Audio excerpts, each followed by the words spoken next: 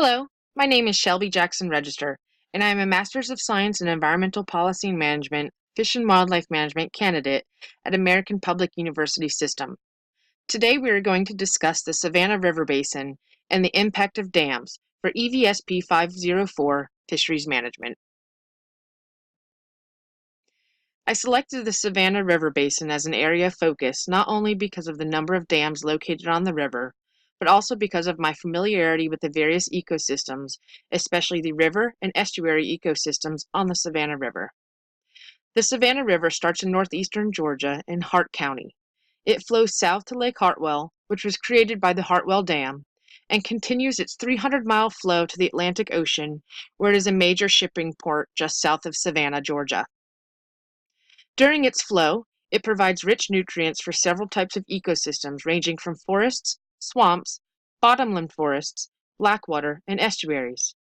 The dams on the Savannah River were created for several socioeconomic beneficial reasons, but have negative impacts on endangered and imperiled fish species. There are 5 dams located on the Savannah River. Starting from the northern end and moving south, they are Hartwell Dam, constructed between 1955 and 1962, that creates Lake Hartwell; Richard B. Russell Dam, that creates Lake Richard B. Russell; J. Strom Thurmond Dam, creating J. Strom Thurmond Lake; the Augusta Canal, which provides drinking water and historical aesthetics to Augusta, Georgia; and New Savannah Bluff Lock and Dam, originally used for commercial navigation, but has not been used in years and is currently being looked at for removal or significant changes. The original purposes of the 5 dams on the Savannah River include drinking water for municipalities, flood control, hydroelectricity generation, and commercial navigation. However, the dams negatively impact fisheries that rely on the Savannah River. These impacts include a prevention of nutrients from being able to flow from the ocean to the river, water collection activities that can leave areas of the riverbed dry for hours several times each day, sedimentation buildup behind the dam that can cause fish kill and habitat changes upstream as well as downstream when the floodgates are opened. Contaminants in the waterway from industrial pollution is also present, and habitat destruction and fragmentation can occur with the construction of the dams, water release schedules, and lack of fish passages for migratory fish species. There are 4 primary fish species impacted by dams on the Savannah River: the Atlantic sturgeon, Accipenser oxyrhynchus, short-nosed sturgeon, Accipenser breviostrum, striped bass, Marone saxatilis, and American shad, Alosa sapidissima. The Atlantic sturgeon is an endangered fish species that can weigh up to 800 pounds and measure 14 feet in length. They sexually mature between the ages of 5 and 19 and have been known to live up to 60 years. Atlantic sturgeon are hatched in freshwater, mature in saltwater, and return to freshwater to spawn. The impacts dams have on the life cycle of Atlantic sturgeon is that they prevent sturgeons from being able to return to historic spawning grounds.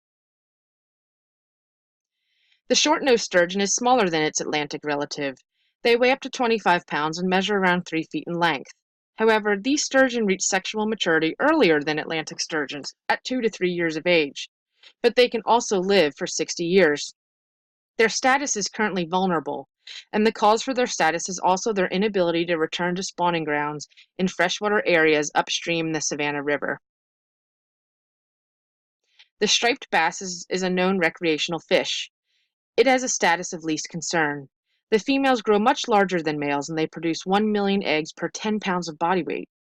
Their inability to reach spawning grounds has made their population decline, but still remain of least concern.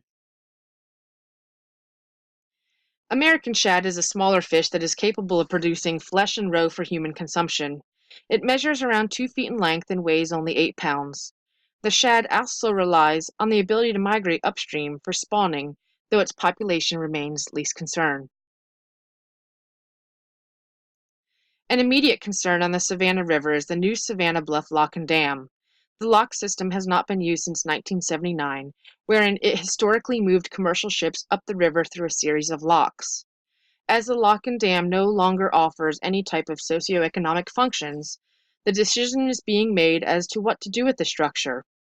The Locken Dam is the first obstacle fish face that are trying to migrate upstream. There is a historic shoal spawning ground upstream from the river that several species rely on for reproduction.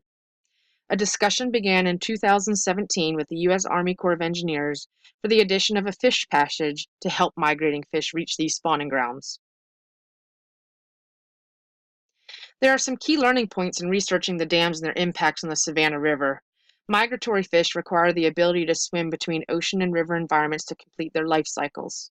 Water collection activities from hydroelectric dams can cause riverbeds to be dry for extended periods of time, several times each day.